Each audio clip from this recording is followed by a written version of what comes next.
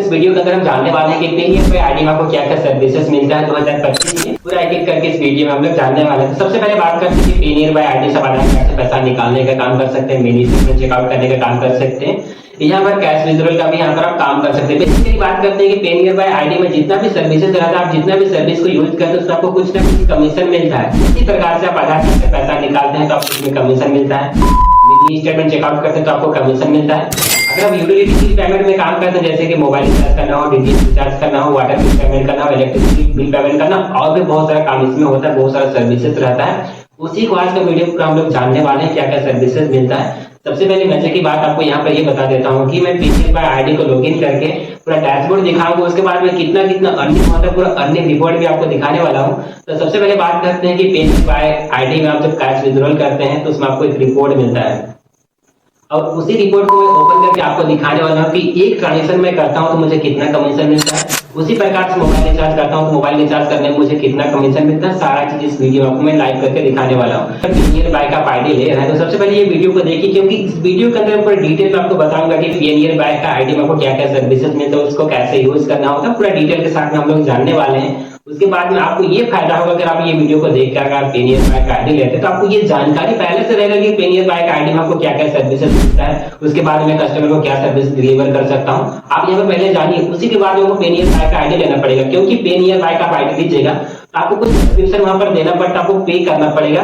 तभी जाकर आप पेनियर बाय का आईडी का आप ले सकते हैं। तो सबसे पहले यहाँ पर जानिए कितना कमीशन मिलता है, कितना फायदा होता है आईडी को लेने के बाद में। तो चलिए बिना देर के हुए जानते हैं कि पेनियर बाय का आईडी में क्या क्या सर्विसेज हम लोग को मिलता है 2025 में। दोस्तों पेनियर बाय आईडी को लॉगिन करने के बाद में कुछ इस प्रकार से यहाँ पर डैशबोर्ड देखने को मिलता है, जैसे कि आप यहाँ पर देख सकते हैं, यहीं पर आपको सारा सर्विसेज शो हो जाता है। तो सबसे पहले यहाँ पर देख सकते हैं, मैं आपको डेस्कटॉप में बता रहा हूँ, ये काम अपना मोबाइल फोन से भी ये काम को स्टार्ट कर सकते हैं, लेकिन मैं अपना लैपटॉप में इसको बता रहा हूँ। तो सबसे पहले आप देख सकते हैं सर्विसेज में आने के बाद में यहाँ पर सारा सर्विस आपको यहीं पर देखने को मिल जाता है, जैसे कि आधार कार्ड से पैसा निकालने का सर्विस सबसे पहला में है जो कि AEPS, इसमें आप आधार कार्ड से पैसा निकाल सकते हैं, चेकआउट कर सकते हैं। उसके बाद में मिनी स्टेटमेंट यही सब देख सकते हैं। उसके बाद में मनी ट्रांसफर कर सकते हैं, जैसे कि एक अकाउंट से दूसरे अकाउंट में पैसा ट्रांसफर करना होता है तो आप यहीं से जाकर कर सकते हैं। उसके बाद में आधार पे से पैसा निकाल सकते हैं।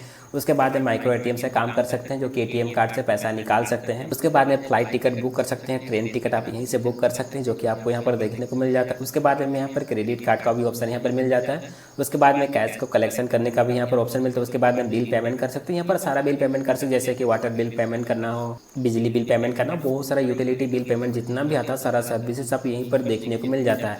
यहाँ पर एक बार क्लिक करने के बाद उनको बहुत सारा सर्विसेज देखने को मिल जाता है। तो देख सकते हैं कितना सारा सर्विस आपको यहाँ पर देखने को मिलता है। आप देख सकते हैं एजुकेशन भी पेमेंट करना हो, इलेक्ट्रिसिटी बिल पेमेंट करना हो, LPG गैस का पेमेंट करना हो, या फिर प्रीपेड मोबाइल रिचार्ज करना हो, बहुत सारा सर्विस आपको यहाँ पर शो हो जाता है। उसके बाद में मोबाइल रिचार्ज यहीं से कर सकते हैं। उसके बाद में DTH रिचार्ज कर सकते हैं। उसके बाद में LIC प्रीमियम भी जमा कर सकते हैं यहाँ से। उसके बाद में इंश्योरेंस का काम कर सकते हैं। इंश्योरेंस में बाइक इंश्योरेंस कर सकते हैं, कार इंश्योरेंस कर सकते हैं, ऑटो इंश्योरेंस कर सकते हैं, जितना भी यहाँ पर रहता है व्हीकल, सारा व्हीकल का यहाँ पर इंश्योरेंस आप कर सकते हैं। उसके बाद में पैन कार्ड अप्लाई कर सकते हैं, मात्र 107 रुपया पेमेंट करके पैन कार्ड अप्लाई कर सकते हैं यहाँ से। उसके बाद में यहाँ पर क्रेडिट कार्ड को अप्लाई करने के लिए भी यहाँ पर ऑप्शन मिल जाता है। तो देख सकते हैं इतना सारा सर्विस आपको यहाँ पर देखने को मिल जाता है। तो सबसे पहले हम लोग जानेंगे कि अर्निंग कितना होता है, कितना कमीशन मिलता है, कितना पैसा निकालने में आपको कितना कमीशन मिलता है, चलिए जानते हैं। तो सबसे पहले मैं अर्निंग रिपोर्ट पर चल गया। यहाँ रिपोर्ट में जाने के बाद में व्यू ऑल रिपोर्ट पर मैंने क्लिक किया। यहाँ पर क्लिक करने के बाद में कुछ प्रोसेस होता है। प्रोसेस होने के बाद मैंने ट्रांजेक्शन पर गया। ट्रांजेक्शन में जाने के बाद में देख सकते हैं मैं आधार कार्ड से जो पैसा निकाला हूँ उसका मुझे कितना कमीशन मिलता है। फर्स्ट में ये देखिए, तो सबसे पहले APS पर मैंने क्लिक किया। APS में क्लिक करने के बाद में मैं अभी आपको दिखाने वाला हूँ कैश विड्रॉल करके मुझे कितना कमीशन मिला था। तो मैं कैश विड्रॉल पर मैंने यहाँ पर सेलेक्ट किया। उसके बाद में यहाँ पर डेट को सेलेक्ट करना पड़ता है, तो मैं 1 तारीख से चॉइस किया। आपको दूसरा साइड में आना है। यहाँ आने के बाद में मैं आज 20 तारीख है तो 20 को यहाँ पर चॉइस किया। उसके बाद में यहाँ पर ऑटोमेटिकली यहाँ से पूरा डिटेल यहाँ पर आ जाता है कि मैंने 1 तारीख से 20 तारीख तक कितना ट्रांजेक्शन किया था। पूरा रिपोर्ट मुझे यहाँ पर देखने को मिल जाता है, और किस कस्टमर का कितना निकाला था यहाँ पर शो हो जाता है। कस्टमर का लास्ट 4 डिजिट आधार नंबर भी आपको यहाँ पर देखने को मिल जाता है। उसके बाद में देख सकते हैं यहाँ पर मैंने 1000 ट्रांजेक्शन किया, तो उसके बाद में ट्रांजेक्शन ID आपको यहाँ पर देखने को मिलता है। उसके बाद में अभी हम लोग ये जानेंगे कि 1000 में ट्रांजेक्शन किया था और 1000 ट्रांजेक्शन करने के बदले मुझे कितना कमीशन मिलता है कंपनी की तरफ से, चलिए जानते हैं। तो सबसे पहले यहाँ पर मैंने क्लिक कर दिया। यहाँ पर क्लिक करने के बाद में आप यहाँ पर देख सकते हैं कमीशन में 0.98 पैसा मुझे मिला था। जब मुझे 1000 का मैंने ट्रांजेक्शन किया था, मुझे कंपनी की तरफ से यहाँ पर मुझे 98 पैसा का कमीशन मिला। उसके बाद में कस्टमर से जो आपको चार्ज लेना है वो चार्ज आप ले सकते हैं यहाँ से। उसके बाद में TDS मेरा कटा था यहाँ पर 0.02 पैसा यहाँ पर कटा था। उसके बाद में देख सकते हैं दूसरा नंबर पर मैंने यहाँ पर 3000 का ट्रांजेक्शन किया था। आप 1000 को देख कर मत जाइए, आप एक बार 3000 का भी देख लीजिए मुझे कितना कमीशन मिला था। तो देख सकते हैं यहाँ पर 3000 मैंने ट्रांजेक्शन किया था। 3000 ट्रांजेक्शन करने के बाद में मुझे कितना कमीशन मिला था, चलिए हम लोग जानते हैं। तो सबसे पहले मैं यहाँ पर क्लिक कर दिया। यहाँ पर क्लिक करने के बाद में आप यहाँ पर देख सकते हैं यहाँ पर अब मुझे कमीशन मिला है 6 रुपया 86 पैसा का मुझे कमीशन मिला है। 3000 का ट्रांजेक्शन किया हूँ तब, लेकिन जब मैंने 1000 का ट्रांजेक्शन किया था तो मुझे मिला था बस 1 रुपया भी मुझे नहीं मिला था। और जब मैंने 3000 का ट्रांजेक्शन किया था तो मुझे 6 रुपया 86 पैसा का कमीशन मिला है। तो इसी प्रकार से आपको हर एक ट्रांजेक्शन में पैसा मिलता है। आपको मैं और एक ट्रांजेक्शन दिखा देता हूँ। यहाँ पर 2500 का ट्रांजेक्शन मैंने किया है, तो मैंने फिर से यहाँ पर क्लिक कर दिया। यहाँ पर क्लिक करने के बाद में आप यहाँ पर देख सकते हैं जो मेरा कमीशन यहाँ पर बना है 4 रुपया 99 पैसा का मुझे यहाँ पर कमीशन। उसके बाद में TDS भी कटा है 10 पैसा का। ये TDS पैसा जितना भी कटा है ना मेरा ही गवर्नमेंट के पास में अभी है, लेकिन ये पैसा को मैं इसको रिफंड ले सकता हूँ। तो आपका TDS पैसा कटता है, उस TDS पैसा को रिफंड लेने के लिए कैसे ITR फाइल किया जाता है, अगर आप इसके ऊपर एक वीडियो बनाने बोलिएगा तो मैं इसके ऊपर एक ऑलरेडी वीडियो बना दूंगा जिसमें आपको पूरा डिटेल में बताऊँगा कि आपका जो TDS पैसा कटता है उस पैसा को आप कैसे रिफंड ले सकते हैं। क्योंकि ये TDS पैसा आपका पैसा जो कि गवर्नमेंट के पास में चला जाता है अगर आप ITR फाइल नहीं करते हैं। तो अगर आप ITR फाइल करते हैं तो आपको ये पैसा रिफंड आ जाता है आपका बैंक अकाउंट में। तो चलिए अब जानते हैं कि पेनियर बाय में कैसे पैसा को चेक किया जाता है, बाद में पैसा निकालने का प्रोसेस बताऊंगा। तो सबसे पहले चेक करते हैं। चेक करने के लिए AEPS पर क्लिक करना पड़ता है। AEPS पर क्लिक करने के बाद में देख सकते हैं कुछ प्रोसेस होता है। प्रोसेस होने के बाद में कुछ इस प्रकार से आपको यहाँ पर इंटरफेस देखने को मिलता है। सबसे पहले यहाँ पर कस्टमर का मोबाइल नंबर को फिल करना पड़ेगा। कस्टमर के मोबाइल नंबर को फिल करने के बाद में सर्च पर क्लिक करना पड़ता है। सर्च पर क्लिक करने के बाद में कस्टमर का आधार नंबर यहाँ पर फिल कर लीजिए। कस्टमर का आधार नंबर को फिल करने के बाद में कस्टमर का बैंक कौन सा उसको चॉइस करना पड़ेगा। कस्टमर का जिस भी बैंक रहेगा यहाँ से आपको सेलेक्ट करना पड़ेगा। यहाँ पर सभी बैंक यहाँ पर शो हो जाता है, जैसे कि इसका झारखंड राज्य ग्रामीण बैंक में, तो पूर्वांचल ग्रामीण बैंक यहाँ पर मैंने सर्च किया। सर्च करने के बाद में ऑटोमेटिकली यहाँ से आ जाता है। उसके बाद में ओके पर क्लिक करना पड़ता है। यहाँ पर क्लिक करने के बाद यहाँ पर 2 ऑप्शन मिल जाता है। यहीं पर आप देख सकते हैं किस प्रकार से पैसा को निकाला जाता है, उसके बाद में किस प्रकार से पैसा को यहाँ पर देखा जाता है कि उसका अकाउंट में कितना बैलेंस है। तो पैसा को चेक करने के लिए सबसे पहले यहाँ पर बैलेंस एंड मिनी स्टेटमेंट का जो ऑप्शन है आपको इसी पर क्लिक करना पड़ता है। यहाँ पर क्लिक करने के बाद फिर आपको प्रोसीड पर क्लिक करना पड़ेगा। प्रोसीड पर क्लिक करने के बाद में कुछ प्रोसेस होता है, जैसे कि आप यहाँ पर देख सकते हैं। यहाँ पर आने के बाद में 2 ऑप्शन मिलता है। पहला तो आपको यहाँ पर मिनी स्टेटमेंट का ऑप्शन मिलता है। उसके बाद में क्लिक करने के बाद में बैलेंस इंक्वायरी का भी ऑप्शन यहीं पर मिल जाता है। तो मैंने बैलेंस इंक्वायरी पर क्लिक किया। उसके बाद में स्कैन पर आपको क्लिक करना पड़ता है। स्कैन पर क्लिक करने के बाद में आपका सिस्टम में जो भी डिवाइस रहता है उस डिवाइस में यहाँ पर लाइट आ जाता है। उसके बाद में उसको थंब लगाना पड़ता है। थंब लगाने के बाद में यहाँ पर सक्सेस का ऑप्शन आ जाएगा। यहाँ पर कस्टमर का पूरा बैलेंस देखने को मिलता है, जैसे कि आप यहाँ पर देख सकते हैं अवेलेबल बैलेंस पर यहाँ पर कस्टमर का जितना भी बैलेंस रहता है यहीं पर आपको शो हो जाता है। उसके बाद में नीचे आते हैं। नीचे आने के बाद में फिर से अगर न्यू ट्रांजेक्शन करना चाहते हैं तो न्यू ट्रांजेक्शन पर क्लिक करना पड़ता है। अगर आप फिर से ट्रांजेक्शन नहीं करना चाहते तो गो होम पर क्लिक करके बैक आ जाते हैं। जब सेम कस्टमर का पैसा निकालना चाहते हैं सबसे पहले रिपीट पर आपको क्लिक करना पड़ेगा। रिपीट पर क्लिक करने के बाद में सेम प्रोसेस यही रहता है। पैसा निकालने के लिए सबसे पहले आपको बैक आ जाना पड़ता है।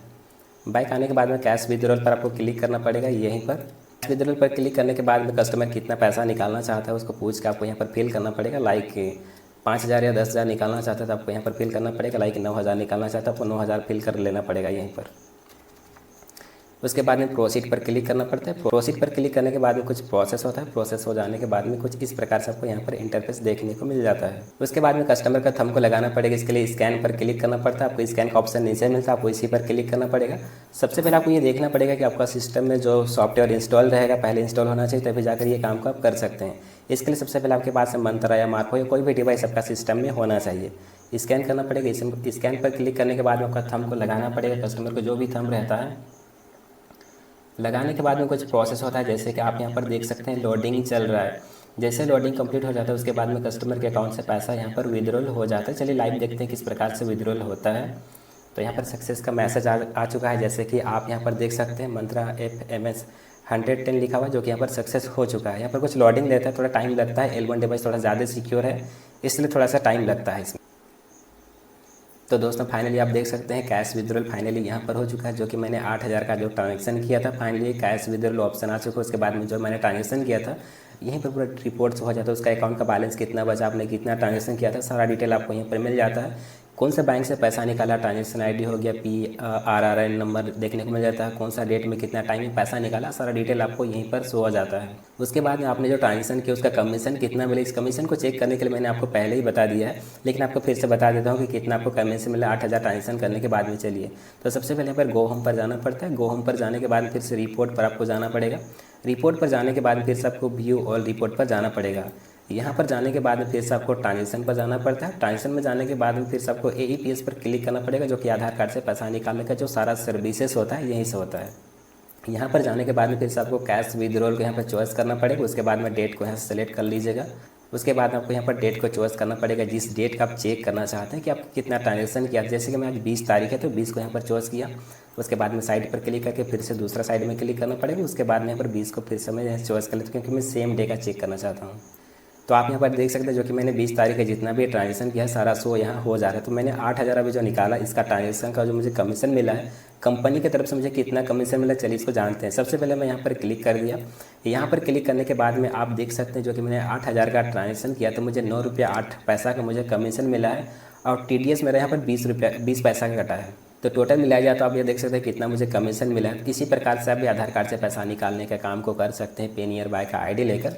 तो किस प्रकार से आईडी लिया जाता है आपको मैं नेक्स्ट वीडियो में बताने वाला हूँ। आज का वीडियो में पूरा डिटेल में आपको बताया कि पेनियरबाई का आईडी से कैसे काम किया जाता है, कितना कितना कमीशन मिलता है, रिचार्ज करने में कितना कमीशन मिलता है, इसी वीडियो हम लोग जानते हैं। सबसे पहले मैं रिपोर्ट पर गया। रिपोर्ट पर जाने के बाद फिर से व्यू ऑल रिपोर्ट पर जाना पड़ता है। उसके बाद में यहाँ पर फिर से ट्रांजेक्शन पर ही जाना पड़ता है। ट्रांजेक्शन में जाने के बाद में फिर से आपको यहाँ पर मोबाइल रिचार्ज पर जाना पड़ता है। यहाँ पर जाने के बाद में आप देख सकते हैं मैंने BSNL सिम का रिचार्ज किया था तो मुझे कितना कमीशन मिला, चलिए देखते हैं। सबसे पहले मैं यहीं पर क्लिक कर दिया।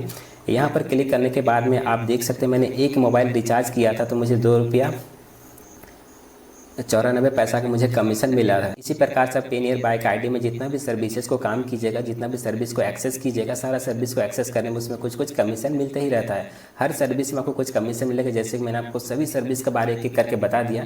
अगर आपको वीडियो कैसा लगा, वीडियो अच्छा लगा तो वीडियो को लाइक और आप चैनल को सब्सक्राइब जरूर कर दीजिएगा।